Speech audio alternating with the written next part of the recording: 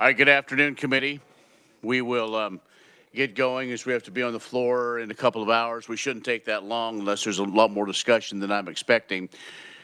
We have final action on two bills that we want to work here today, and then we'll see where that goes. And the other bills that didn't make it, well, we just apologize for whatever reason. They're there. Try next year, maybe. We don't know for sure what's coming across the Senate, but we'll find out early next week. So, with that, let's look at House Bill 2633. So, Kyle, if you would give us the reminder of what this is about. Thank you, Mr. Chairman. Members of the committee, House Bill 2633 concerns wildlife and parks surcharges. It would increase the service charge fee for each license, permit, stamp, or other issue of the Department of Wildlife and Parks to an amount of not to exceed $2. But separately, in the case of migratory waterfowl habitat stamps, it would be an amount not to exceed $1. Thank you, Mr. Chairman. Any questions for Kyle? Okay. Any other questions, comments? Seeing none, Representative Neely. Thank you, Mr. Chair. I move that we pass HB 2633 favorably. Moved by Neely, seconded by Roth. All those in favor, signify by saying aye. Aye. Opposed, same sign. Now discussion. Is that right? Yeah, right. You bet. And Representative Blex. Thank you, Mr. Chair. I do have an amendment, and if the revisor would pass that out.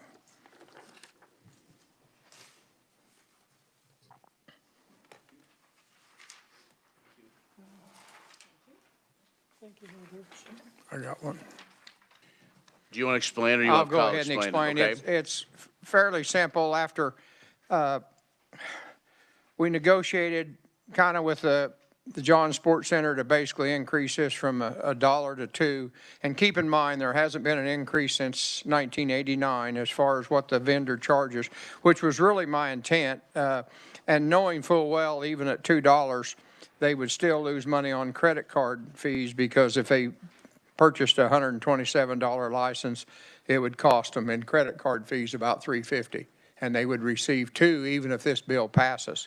So what we did, we talked, and Representative Smith is a co-sponsor. It's in his district, and I said I'd run a little interference for him.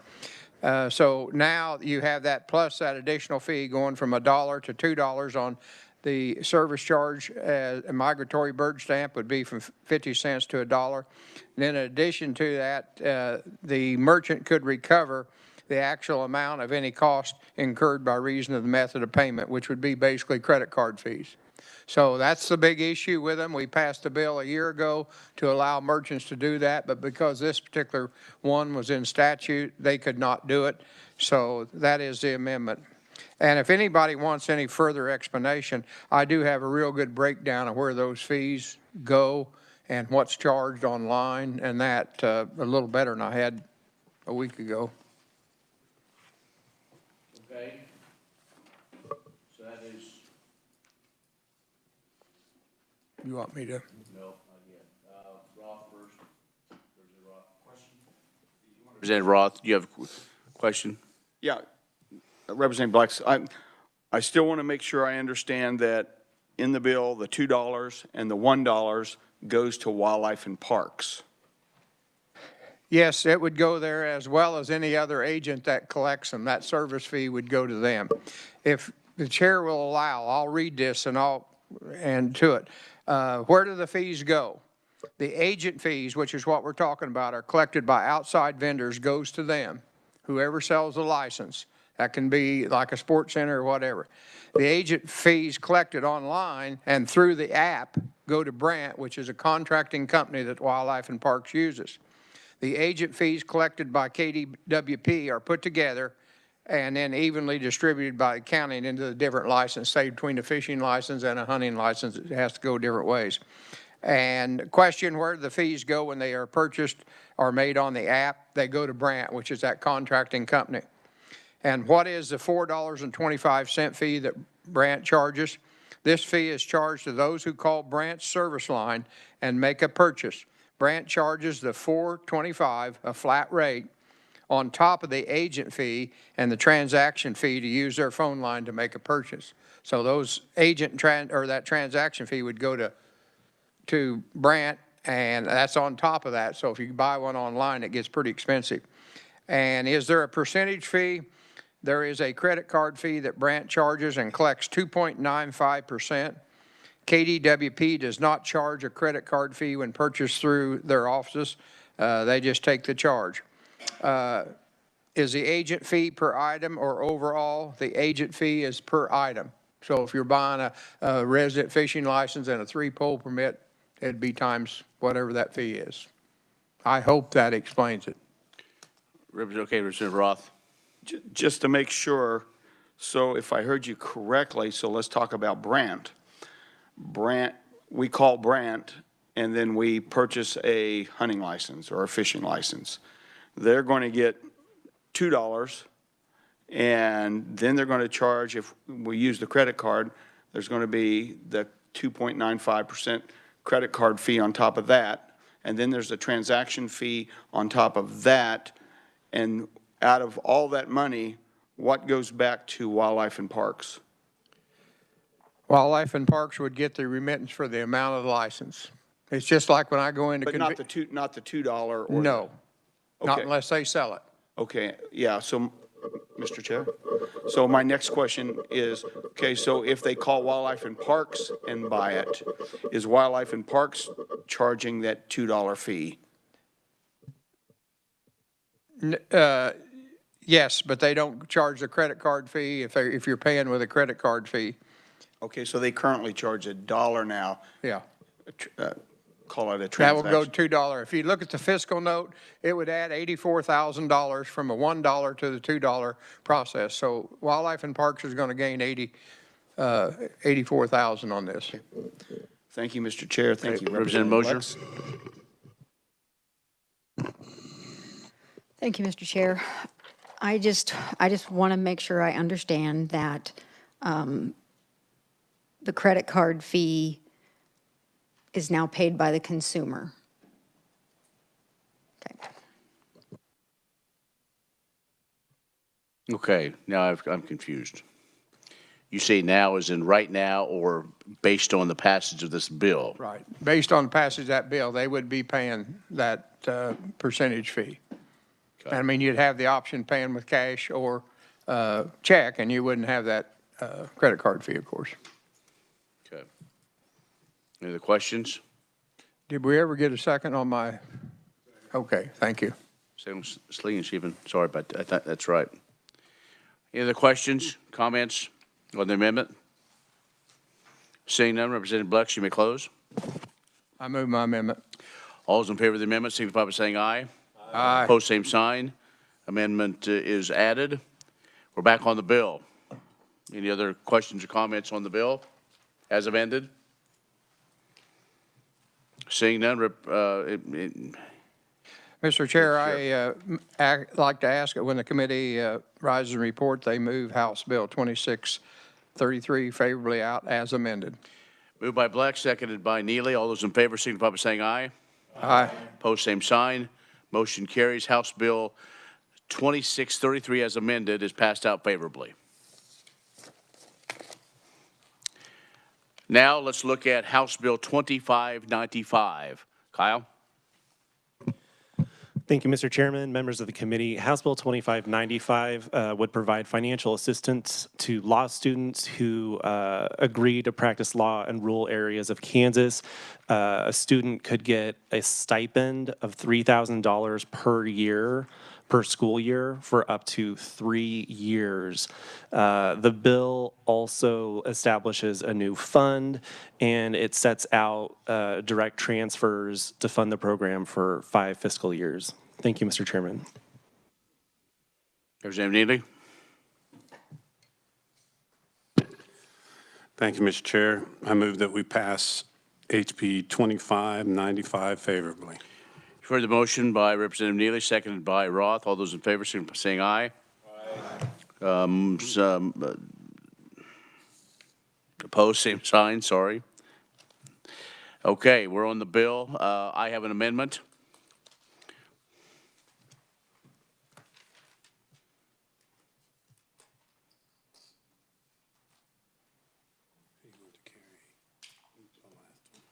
Probably Doug. Yeah, I'll do this one. Somebody else wants to.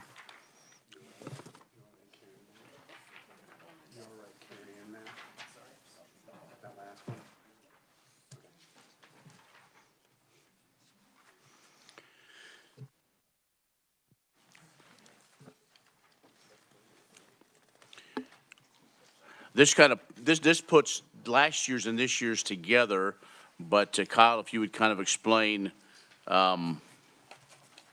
what this is more than this is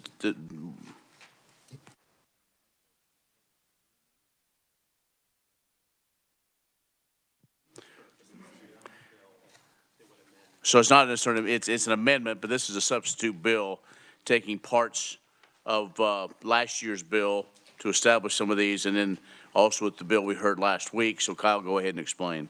Thank you, Mr. Chairman. This basically takes two parts from last year's House Bill 2174, the creation of an advisory committee that would actually administer the program. It also adds in the second program from last year's bill, which is the loan repayment for current attorneys who are working in rural areas.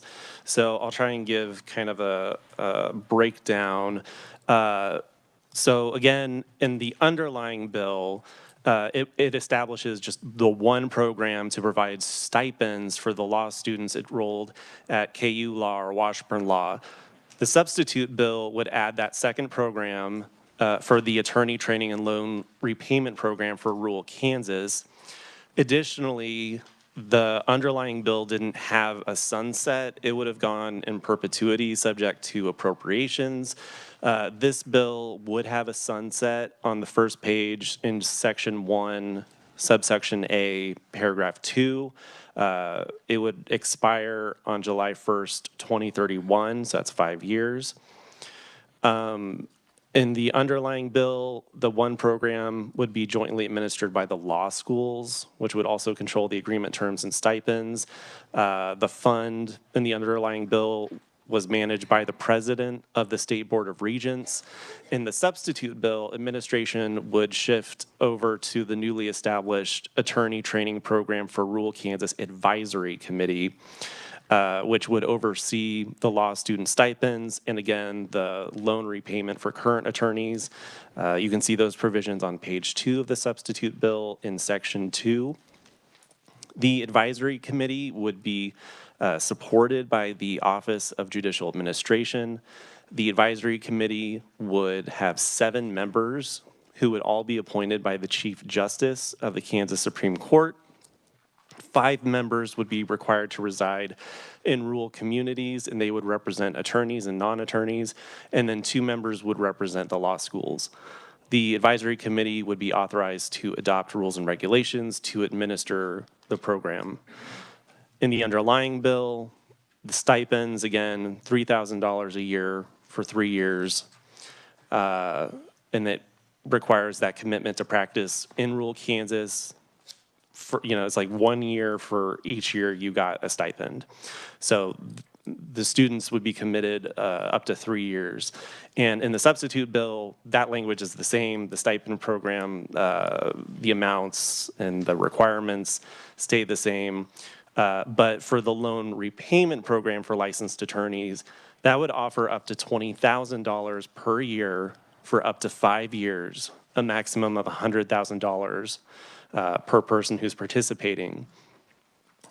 So hypothetically, a person could start as a student and enter into one program agreement and have a commitment of 3 years, and then they could enter into an agreement under the second program and have up to 5 years. So total 8-year commitment to work in a rural community in Kansas. In the substitute bill, again, the fund would be administered by the judicial administrator. The fund covers monies for both the student stipends and the attorney loan repayments. This substitute bill wouldn't have the caps in place like the underlying bill. I think it said for the first couple fiscal years, only 5 students from KU Law could participate and only 10 from Washburn. Those caps are gone in the substitute bill. There would still be reporting requirements for each program. But the reporting for the loan repayment program is a little bit more detailed. And the Office of Judicial Administration, they would have to be the ones who submit the report, and it'd be to all the same committees that are in the underlying bill. Thank you, Mr. Chairman. Okay, any questions for Kyle? Representative Fairchild? Thank you, Mr. Chairman. Do the advisory committee members, do they get reimbursed for travel expenses? One moment, Mr. Chairman, as I double check that language.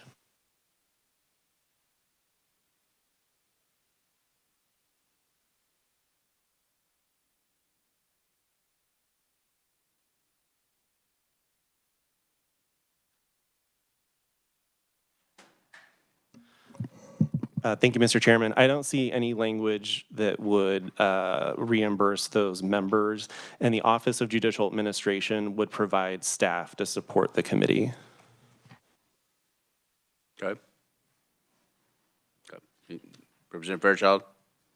It just seems like normally in the fiscal note on these bills, when there's an advisory committee, there's usually a cost to it because they usually get reimbursed unless there's actually specific language in the bill that says that they don't get reimbursed. I mean, that's just what I've seen in the past. But I mean, I guess we'll see. There probably won't be an updated fiscal note on the bill, I would imagine. I doubt it. Heather, what? Oh, that's fine. Representative Rozier? Thank you, Mr. Chairman. I have questions for the reviser. I don't see anything about representing congressional districts. Do we also define rural community in the substitute bill? There isn't a provision typically on an advisory commission. There's a provision for vacancies, for political parties. Usually, if there's like 7, it's no more than 4 members shall be the members of the same political party. I don't know if there was any significance there for that reviser. And then appointment dates for when they have to be appointed by the respective appointing authority.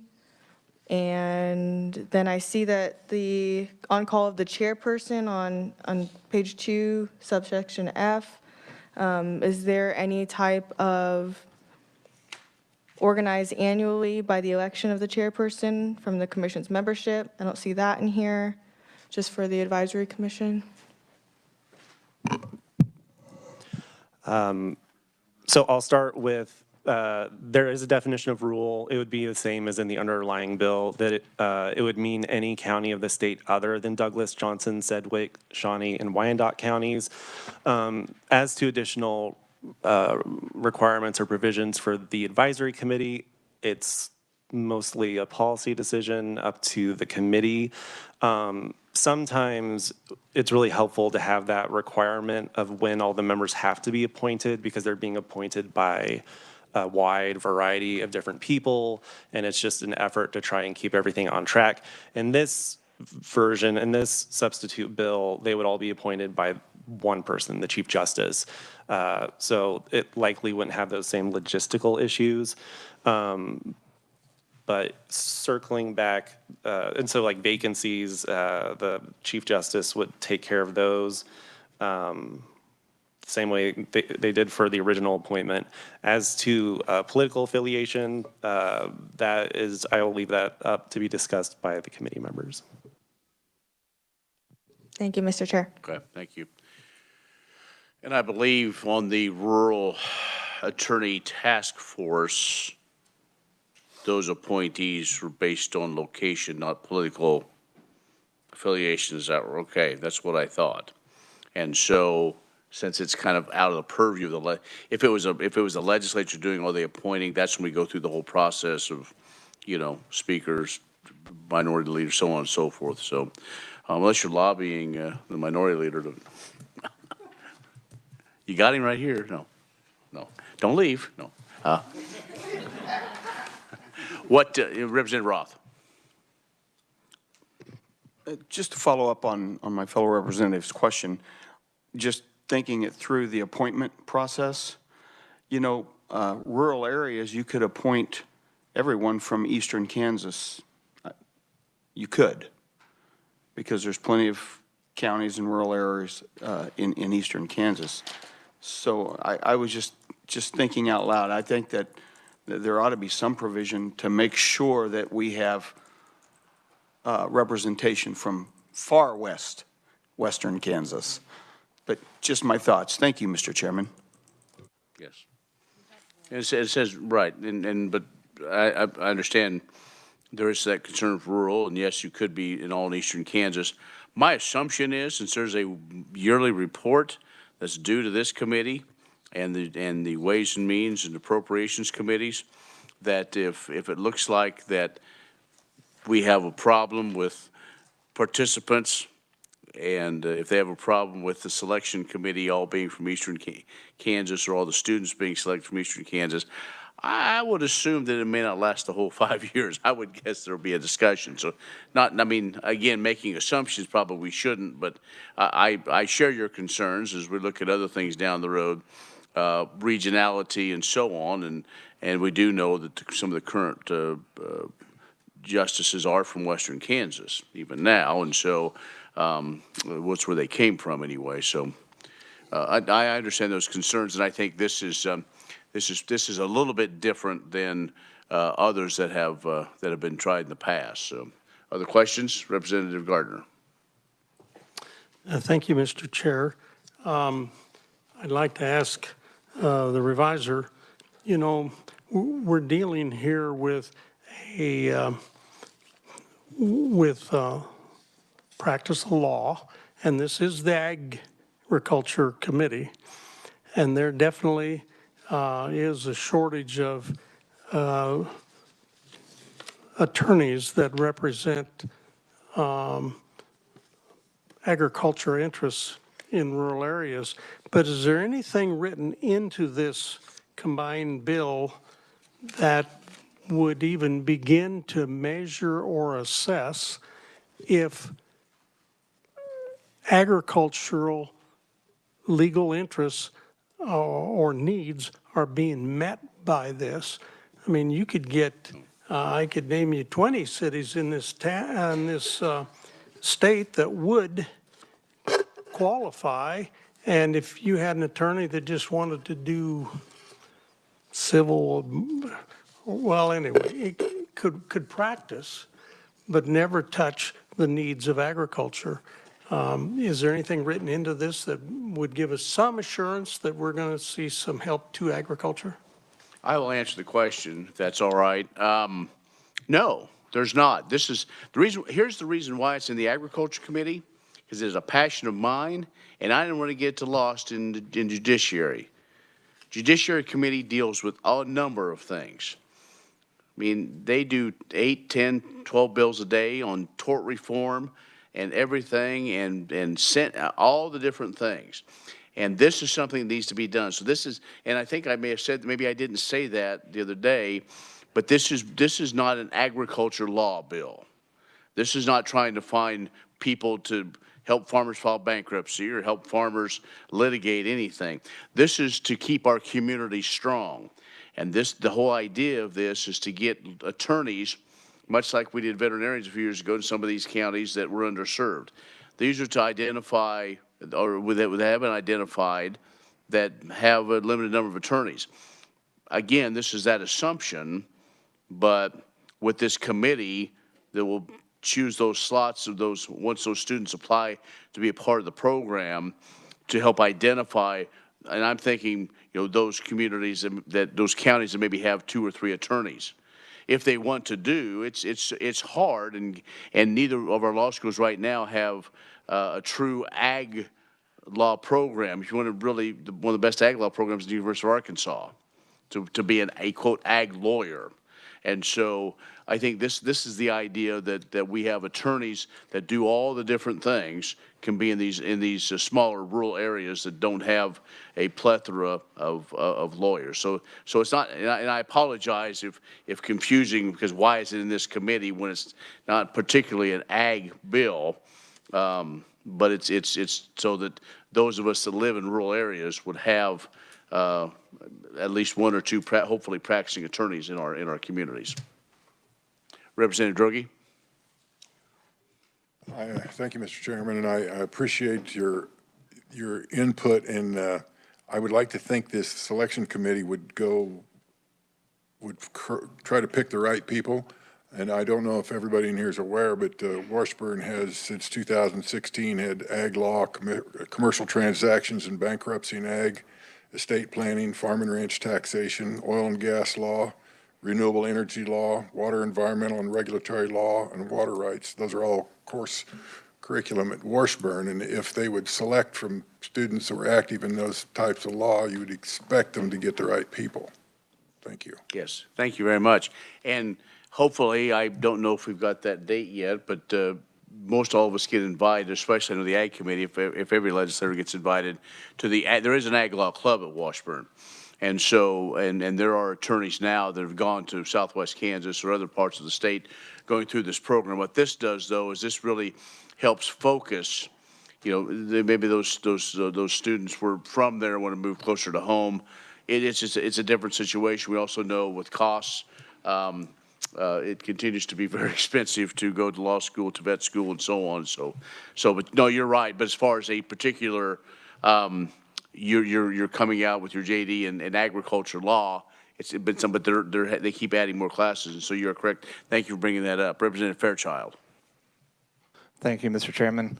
I appreciate your passion for this bill, and so I don't want to make you upset, but I just kind of want to explain my reasoning why I have some issues with it. And one of them is that what I mentioned earlier, that I think the definition of rural is too expansive, and I'd rather see it more like 10,000, 15, 20,000. I think that'd be more beneficial to our rural communities. And then I'm just not personally a fan of putting the advisory committee in it either, and then just expanding the program and expanding the loan repayment. Just as somebody who's a limited government conservative, I'm just not too big of a fan of that. Obviously, it's nothing personal or anything. Sure, go. That's fine. We'll, let's go there. Exactly. I mean, we spent how many hours today talking about limited government stuff when the legislature is getting involved in what should be probably the source of the local school board, but that's a whole other story. Yeah, it's on there now. I'm in trouble. I mean, but anyway, no, I appreciate that, and you're right. I think one of the challenges is of why when we looked at kind of almost those frontier counties, Representative, of those 10 to 15, 20,000 and below, you also have to look at the possibility of drawing your clientele, because in this bill you need to domicile where you're practicing. So you can't say live in a community of 30 to 50,000 and then I'm driving. Like you can't be the Lincoln lawyer. And then get those up. They want you to be a part of the community. So that's the whole idea. And knowing that every county has a situation, I do express it. And I think if this passes out favorably, there may be an opportunity for an amendment to make this bill better. I'm more than happy if we make a bill better. This is what I wanted to start this process. I think we need it. And so, if there's a better way to do it, or a better place to house these things, I'm fine with it. This is they practice law, we practice legislating. So, yes, Representative Slingenstiepen. I think this is important, and it's time to bait the hook and go fishing. And you've got 5 years on this, and we'll see what happens with that. And if we catch some fish, wonderful, because that's what we need. Thank you very much, sir. All right. Anything else? Comments? All right. There. I'm gonna go fishing now, huh? Okay. It's a beautiful day out. So with nothing else, I move my amendment. All those in favor, seconded by Neely. All those in favor, signify by saying aye. Aye. Opposed, same sign. Amendment carries. And we're back on the bill. Any other comments or questions on the bill as amended? Representative Rozier? Thank you, Mr. Chair. I wanted to ask if the chair would be willing to entertain a couple of conceptual amendments.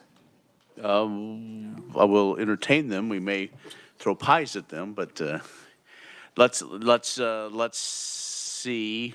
Go ahead. Start. Thank you, Mr. Please. Chair. I would like to offer the first conceptual amendment to probably page 8, where it says Section 6, this act shall take effect and be enforced from and after its publication in the statute book. As recommended by the reviser, I would like to offer the conceptual amendment that each initial member of the commission shall be appointed by the respective appointing authority on or before October 15th, 2026. That would give the commission it would give the appointing authority time to nominate those on the commission, but then it would give the commission time to ratify what's in page 3, to adopt rules and regulations necessary to implement and administer the law student training for timing purposes. What was that date again? October 15th, 2026. Okay, I'll accept that. Thank you, Mr. Chair. For the second, Yes. I would like to offer an amendment anywhere in the bill, substitute bill. Members attending meetings shall be paid amounts provided in KSA 75-3223, subsection E, and amendments thereto. That would provide them necessary mileage and stipend, just as we give or allow the other commissions, a school board, something that a fellow committee member had brought up during discussion. Okay.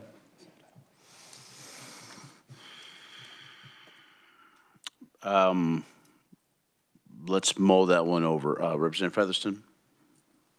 I think I just have comment on the second conceptual one. I'm the treasurer for my music group, so I'm always eagle-eyed to expenses like mileage and whatnot. I would contend that attorneys make a fine salary, and they could deduct their mileage and expenses they incur while volunteering on this committee as a business expense, which is a great expense to take off your professional taxes. So I would have some concerns of driving up the fiscal note with the second conceptual one when I think attorneys can handle this. And I feel like we have a lot of attorneys that support this and would kind of like to do it as their charity work to the community. Okay, the comments? But the committee is not attorneys. It's whoever Chief Justice appoints. Because on the rule initiative right now, there are some legislators who are non-lawyers, so that's why. You're right. Sorry. Legislators, I guess, can't. I'll pay my own way. Well, I'm not going to be on the committee. I will see your business volunteer. deduct that too. Right, because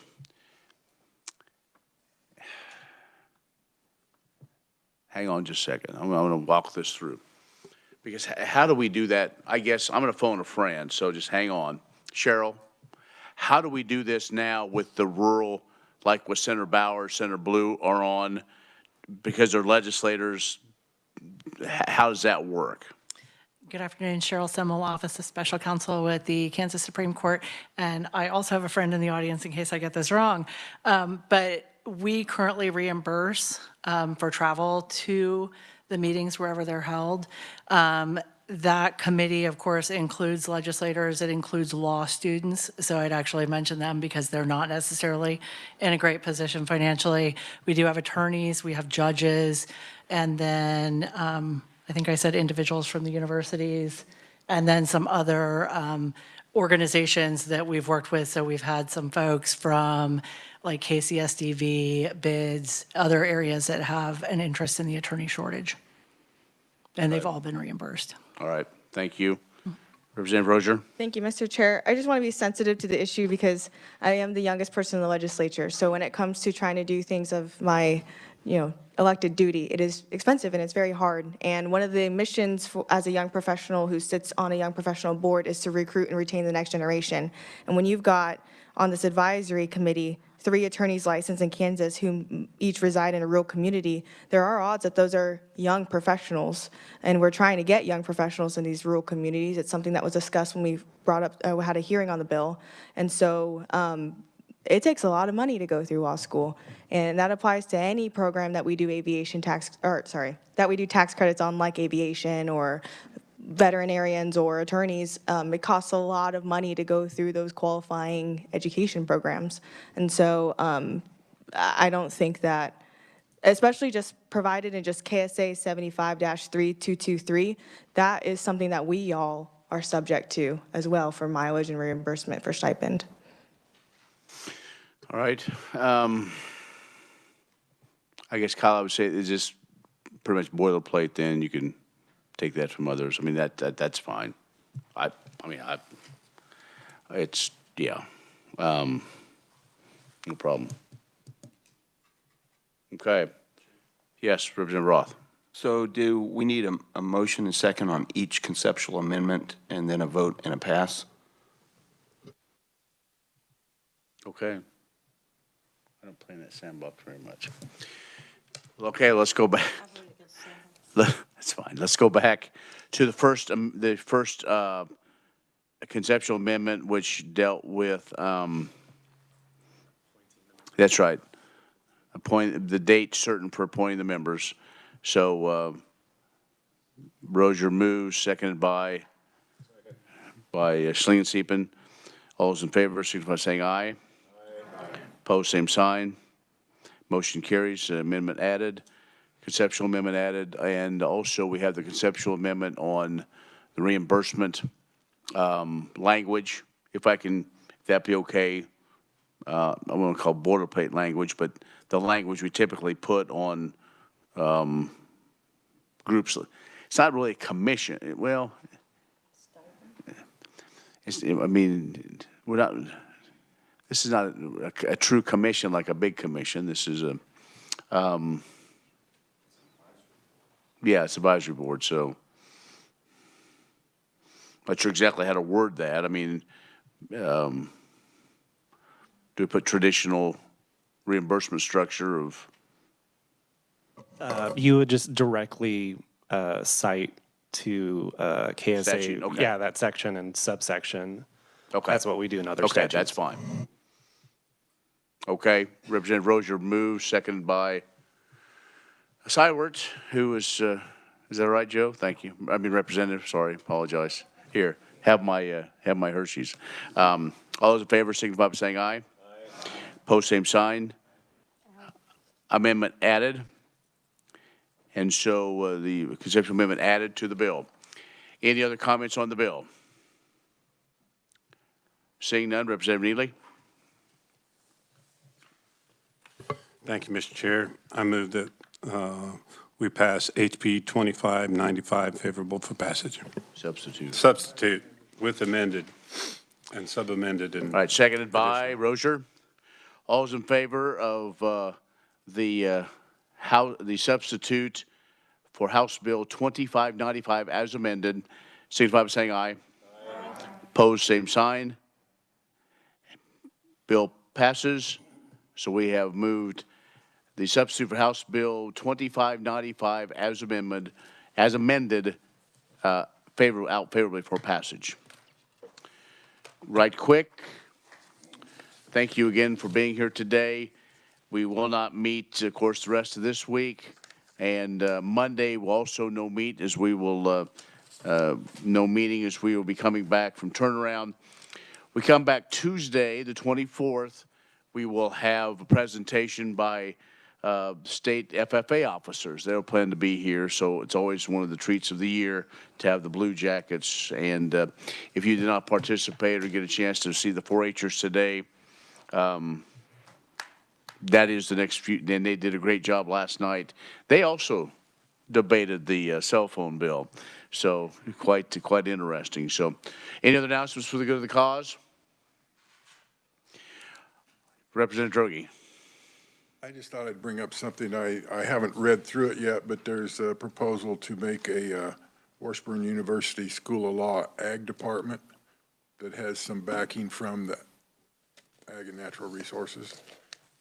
So like I said, I have the stuff here, and I haven't read through it, but I just thought everybody ought to know about it, because I thought that was interesting to maybe promote people that will go into ag law. Sure, very good. I'm sure we'll learn more about it here later. So, anything else for the committee? All right, make sure you have everything you need in the cushion, because we'll be here for the next couple, 3 days for quite a while. I hope not, but that's the way it is. We'll be back again on Tuesday. Travel safe, and we are adjourned.